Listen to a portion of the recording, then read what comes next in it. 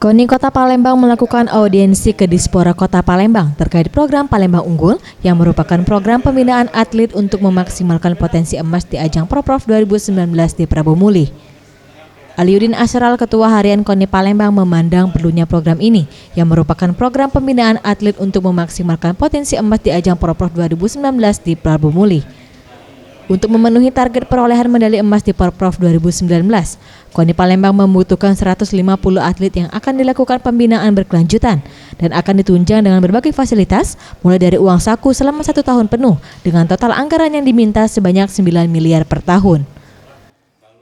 Kota Palembang membuat satu program unggulan yang kami sebut sebagai Palembang Unggul, di mana program ini kita buat utamanya adalah menyongsong Proprov di Prabu Muli di tahun 2019.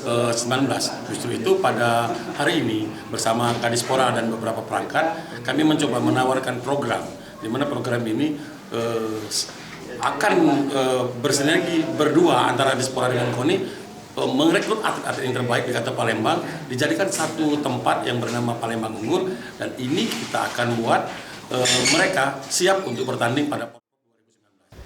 Menanggapi hal tersebut, Ahmad Zazuli, Kadispora Palembang, mengaku siap menjembati program tersebut agar prestasi di Kota Palembang dapat dipertahankan di ajang Proprov 2019.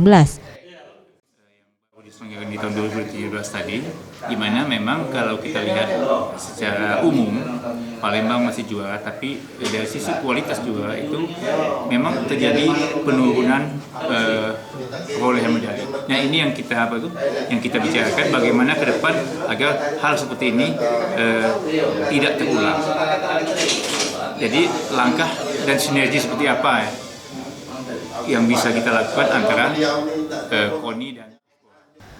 Untuk anggaran yang diminta nantinya akan dirapatkan kembali bersama DPRD dan Pemkot Palembang. Tim Liputan Sriwijaya TV.